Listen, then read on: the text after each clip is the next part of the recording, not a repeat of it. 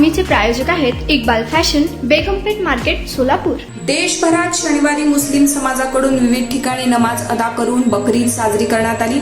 बकरी ईदच्या निमित्तानं उत्तर प्रदेशातून मात्र एक हादरवणारा प्रकार समोर आलाय। देवरिया जिल्ह्यात शनिवारी ईद उल अजहाची नमाज अदा केल्यानंतर एका 60 वर्षीय व्यक्तीनं स्वतःचा गळा चिरून आत्महत्या केली।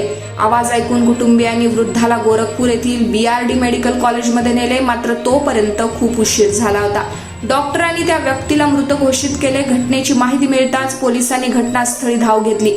तपासादरम्यान पोलिसांना तिथे एक चिठ्ठी सापडली असून त्यामध्ये आत्महत्या करण्यामागचं कारण लिहिण्यात आलंय। देवरिया जिल्ह्याच्या गौरी बाजार पोलीस ठाण्याच्या हद्दीतील उधोपूर गावात ही घटना घडली असून शनिवारी बकरी ईदच्या दिवशीच ईश मोहम्मद नावाच्या व्यक्तीनं स्वतःचा गळा कापून आत्महत्येचा प्रयत्न केलाय। स्वतःवर चाकूने हल्ला केल्यानंतर तो त्याच्या झोपडीतील खाटेवर पडून होतो। गोरखपूर मेडिकल कॉलेजमध्ये उपचारादरम्यान त्याचा मृत्यू झालाय। घटनास्थळावरून एक सुसाईड नोट सापडली आहे, ज्यामध्ये ईश मोहम्मदनं मी अल्लाहच्या पैगंबरासाठी स्वतःची कुर्बानी दिली आहे असं लिहिलं होतं। ईश मोहम्मद शुक्रवारी आंबेडकर नगरमधील सुलतान सय्यद मखदूम अशरफ शहा यांच्या दर्ग्यावरून परतला होता असं त्यांच्या कुटुंबियांनी सांगितलं। कुटुंबियांना जेव्हा त्यांच्या ओरडण्याचा आवाज आला तेव्हा त्यांनी झोपडीत जाऊन पाहिलं, त्यावेळी ईश यांच्या गळ्यातून रक्त वाहत होतं। सकाळी मशिदीत नमाज अदा केली आणि 10 वाजता घरी परतले तेव्हा तो थेट घराशेजारी बांधलेल्या झोपडीत गेले। तासाभरानंतर आम्हाला त्यांचा ओरडण्याचा आवाज ऐकू आला आणि आम्ही घटनास्थळी गेलो तेव्हा आम्हाला दिसलं की त्यांच्या गळ्यातून रक्त वाहत आहे। झोपडीत जमिनीवर सर्वत्र रक्त पसरले होते आणि जवळ एक चाकू पडलेला होता असं त्यांच्या पत्नीनं यावेळी म्हटलं। ईश यांना पाहून त्यांच्या पत्नीनं आरडाओरडा केला, पण शेजारच्यांना बोलावूनही आणलं। शेजाऱ्यांनी पोलिसांना या घटनेची माहिती दिली। पोलिसांनी घटनास्थळी पोहोचून ईश मोहम्मदला रुग्णवाहिकेतून रुग्णालयात नेले।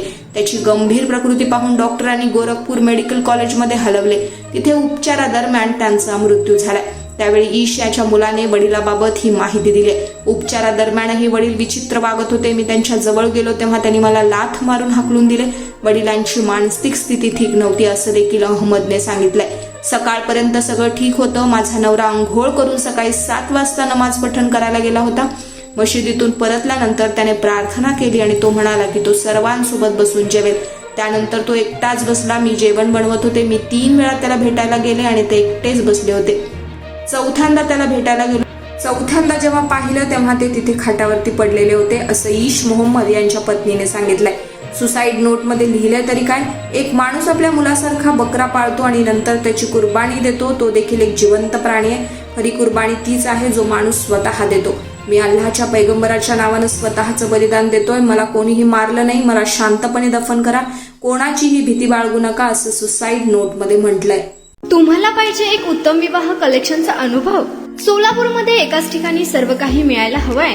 आमच्या इक्बाल फॅशन मध्ये मिळतंय तुमच्या विवाहासाठी सर्व काही। लेहंगा, साडी, मटेरियल, रेडीमेड आणि मुलांसाठी स्पेशल वेअर। प्रत्येक गोष्टीत दिली आहे खास सजावट, आकर्षक डिझाईन्स आणि दर्जा, आश्चर्यकारक डिझाईन्स आणि कस्टमायझेशन सह तुमच्या लग्नाचा दिवस खास बनवा। आणि हो, आमचं मोठं कलेक्शन तुमच्या सर्व गरजा पूर्ण करेल। आकर्षक रंग आणि स्टायलिश डिझाईन्स फक्त इक्बाल फॅशन मध्ये।